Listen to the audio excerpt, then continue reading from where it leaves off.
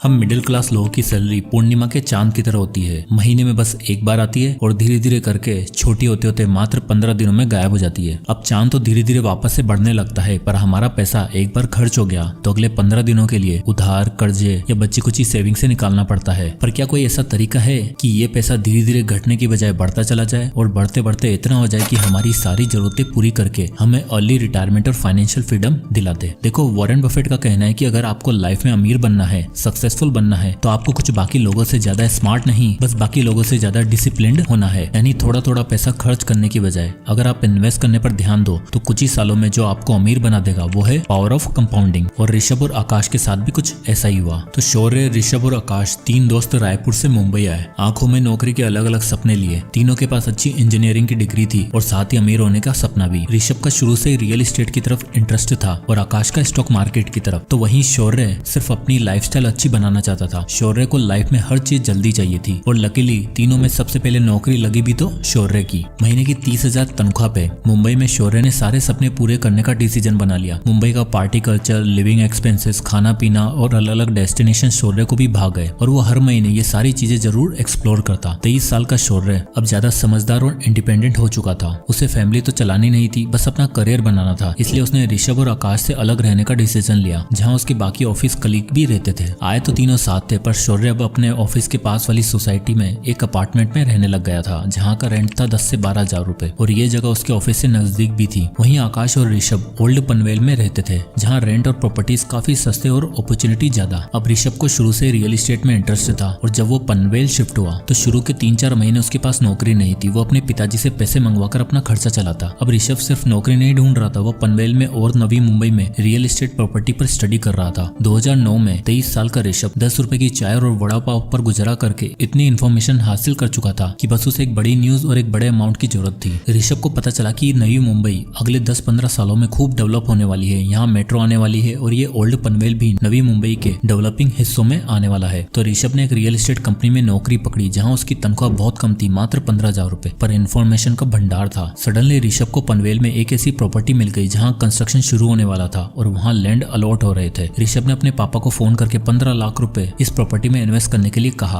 और ये वादा किया कि 10 साल के अंदर अंदर यहाँ डेवलपमेंट होने वाला है और हम इसी 3-4 प्रॉपर्टी खरीद के पूरी तरीके से फाइनेंशियली फ्री हो जाएंगे। अब एक इंडियन फादर कहाँ मानने वाले थे, पर कैसे भी करके ऋषभ ने उन्हें कन्विंस किया और 15 लाख रुपए डलवा लिए। साल 2011 में वो प्रॉपर्टी बनकर तैयार हो गई। उसके साथ ही वहाँ शॉपिंग कॉम्प्लेक्स, हॉस्पिटल, स्कूल बना। ऋषभ ने वो प्रॉपर्टी रेंट पर डाली और 2% का रेंटल यील्ड निकाला। अब ऋषभ की प्रॉपर्टी का दाम बढ़ते जा रहा था और शुरुआती 5 सालों में उसकी प्रॉपर्टी ने रंग दिखाना शुरू कर दिया और 5 साल में उसकी प्रॉपर्टी की वैल्यू 30,17,000 हो चुकी थी और उसे मंथली 60,000 रुपए रेंट आने लग गया था। साथ ही उसकी जॉब भी अच्छी होती जा रही थी। ये दिखाता है कि ऋषभ ने पैसा कमाने से भी पहले उसको ऐसी जगह इन्वेस्ट करने के बारे में सोचा जहां उसको फ्यूचर में इनकम आती रहे। वहीं दूसरी तरफ शौर्य 2011 में 25 साल का हो चुका था और अब उसकी लाइफ पूरी तरीके से चेंज हो चुकी थी। उसे मुंबई की फ्लैशी कल्चर की आदत लग चुकी थी और अब वो लाइफ के बड़े बड़े परचेज बिना कुछ सोचे समझे करने लग गया था। 50,000 सैलरी होने के बाद और 3 साल नौकरी करने के बाद शौर्य हर वो काम करने लग गया था जो उसके कलीग किया करते। उसके दोस्तों ने गाड़ी खरीदी तो शौर्य का भी मन हुआ कि अपनी गाड़ी ली जाए। भाई साहब शोरूम में जाते हैं और इन्हें पसंद आती है 6 लाख रुपए की सेडान गाड़ी। अब 6 लाख रुपए एक साथ तो नहीं थे, तो बनवा ली EMI। और अब आप यहाँ देख ही सकते हो कि रेंट के साथ साथ शौर्य का 12,000 रुपए का एक और फिक्स्ड खर्चा हो गया है। 50,000 की सैलरी में शौर्य 12,000 रेंट पे करता था और 12,000 गाड़ी की EMI, यानी 24 से 25,000 का खर्चा फिक्स्ड। अब गाड़ी आ गई थी, महंगी बातचीत हो गई थी, तो अब तो जीवन में किसी हमसफर का आना बनता था। और लाइफ पार्टनर आते ही शौर्य ने अपने आप को ऐसे प्रेजेंट किया जैसे उसके पास बहुत पैसा है और वो खूब पार्टी और मजे करता है। शौर्य की पार्टनर ने भी अपने मन में शौर्य के लिए वही इमेज बना ली और अब शौर्य के पास 25,000 एक्स्ट्रा बचते भी थे, अब वो भी नहीं बच रहे थे। धीरे धीरे टाइम बीता। शौर्य अच्छी जॉब की तलाश में स्विच करता रहा। उसने अपनी फैमिली बनाई, शादी करी,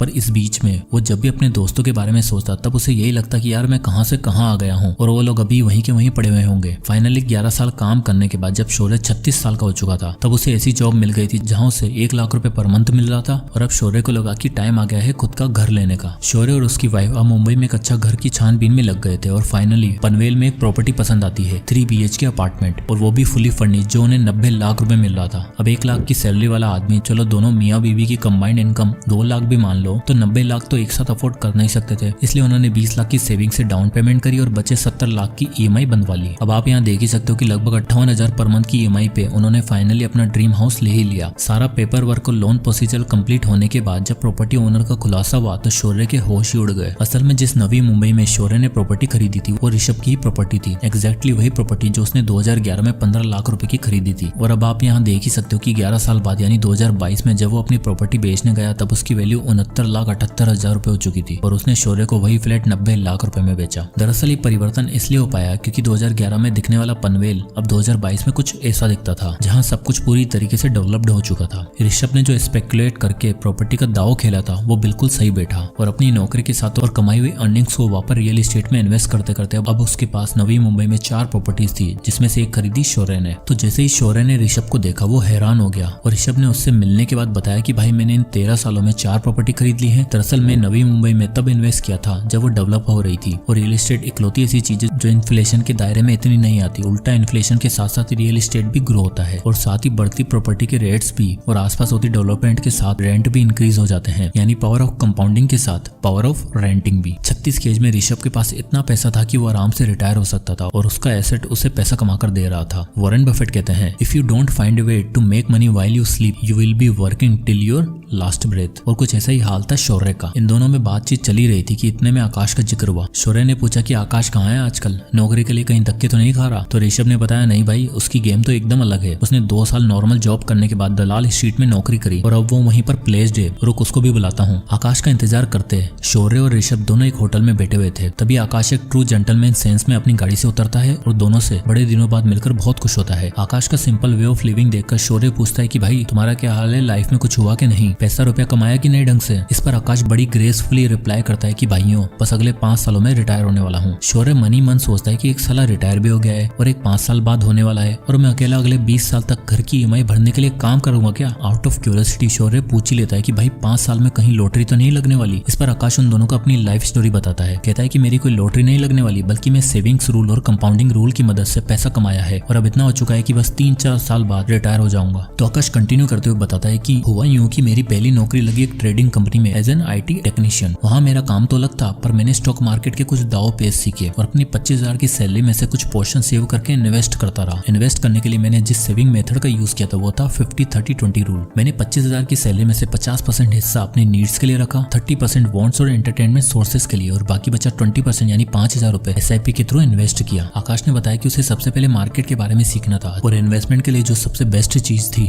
वो था इंडेक्स फंड। इसलिए उसने 5,000 रुपए इंडेक्स फंड में SIP करने का फैसला लिया। इंडिया में निफ्टी 50 इंडेक्स फंड सालाना 10 से 12% का रिटर्न देता है और स्टॉक इस बीच में कैसे परफॉर्म करते हैं आकाश ने अच्छे से सीख लिया था। 5 साल इन्वेस्ट करने के बाद और स्टॉक मार्केट के बारे में सीखने के बाद आकाश को समझ आ चुका था कि अब अगर पैसा कमाना है और अर्ली रिटायरमेंट चाहिए तो अपना बिजनेस बिल्ड करने के साथ साथ इन्वेस्टिंग शुरू करनी होगी। आकाश अब अपनी जॉब के साथ साथ फ्रीलांस फाइनेंशियल असिस्टेंट भी दिया करता था। 28 की उम्र में जहाँ लोगों को समझ नहीं आता कि UPSC की पढ़ाई करें या नौकरी करें, वहीं आकाश 3 काम करके पैसा कमा रहा था और महीने का 1 से सवा लाख रुपए अर्न कर रहा था। इसके बाद आकाश ने बताया कि सबसे पहले मैंने जो 5 साल SIP से पैसे बनाए थे उसको मैंने विड्रॉ किया। उसने बताया कि 5 सालों में उसने निफ्टी 50 इंडेक्स फंड जो उन्हें एवरेज सालाना 10 से 12% का रिटर्न दे रहा था, वहां से उसके 5,000 रुपए 10% के स्टेप अप से 5 सालों में 4,92,000 रुपए बन चुके थे। इन 4,92,000 में से उसने 8,000 एक्स्ट्रा ऐड किए और सबसे पहले 5 लाख रुपए की लमसम इन्वेस्टमेंट करी स्टॉक्स में। इस स्टॉक पोर्टफोलियो में उसे 17% का एवरेज रिटर्न मिल रहा था और आप 10 साल बाद देख ही सकते हो उसके पास कितना पैसा हो चुका होगा, 24 लाख रुपए। पर आकाश जानता था कि अर्ली रिटायरमेंट के लिए सिर्फ इतना काफी नहीं था, इसलिए उसने निफ्टी 50 इंडेक्स फंड में फिर से SIP करने का फैसला किया, पर इस बार 5,000 की नहीं बल्कि एक तगड़े अमाउंट की। आकाश चाहता था कि वो मात्र 10 से 12 साल में 1 से 1.5 करोड़ के अमाउंट को सिक्योर करने के बाद रिटायर हो जाएगा, जिसके लिए उसने डिसाइड किया कि हर महीने वो 1,20,000 की इनकम में से 30,000 पर मंथ इन्वेस्ट करेगा और 732 रूल कंपाउंडिंग का यूज करेगा। तो ये 732 रूल ऑफ कंपाउंडिंग कहता है कि अगर आप एक सर्टेन अमाउंट हर साल 10% से इंक्रीज करते हो तो पहले 7 साल में आपके पास 50 लाख रुपए होंगे, फिर अगले 50 लाख मात्र 3 सालों में बन जाएंगे और अगले 50 लाख के लिए सिर्फ 2 साल का और इंतजार करना होगा। आकाश ने वो सर्टेन अमाउंट डिसाइड किया 30,000 रुपए और कैलकुलेशन करी जो कुछ इस तरह आई, यानी आकाश की कैलकुलेशन बिल्कुल सही बैठ रही थी। आप देख ही सकते हो कि 7 साल में 50 लाख, फिर 10वें साल में 1 करोड़ और 12वें साल में 1.5 करोड़। प्लस में जब तक वो रिटायर होता तब तक उसके पास 25 लाख के स्टॉक भी तो था जिससे उसे डिविडेंड भी मिल रहा होगा। पर इस कैलकुलेशन में एक बहुत बड़ी दिक्कत थी। आकाश ने सोचा 1.5 करोड़ रुपए जो 12 साल बाद कैलकुलेशन में शो हो रहे हैं, क्या 12 साल में इन्फ्लेशन के बाद भी इनकी वैल्यू सेम ही रहेगी क्या? तब उसने इंडिया में चल रहे 6% एवरेज इन्फ्लेशन को भी एडजस्ट करा, जिसकी कैलकुलेशन कुछ इस तरह थी। आप यहाँ देख ही सकते हो इन्फ्लेशन एडजस्ट करने के बाद उन 1.5 करोड़ की एक्चुअल वैल्यू मात्र 71 लाख रुपए होगी। तो आकाश को समझ आ चुका था कि 30,000 रुपए से तो काम नहीं होने वाला है। उससे अपनी रिटायरमेंट के लिए 1 करोड़ की जरूरत थी, जो 30,000 पर मंथ की SIP से अचीव नहीं होने वाला था। इसलिए उसने पहले दिन से 50,000 पर मंथ इन्वेस्ट किया और अब आप रिजल्ट देख ही सकते हो। 732 रूल ऑफ कंपाउंडिंग, उसका 1 करोड़ का टारगेट 12 साल में आराम से अचीव हो जाएगा, वो भी आफ्टर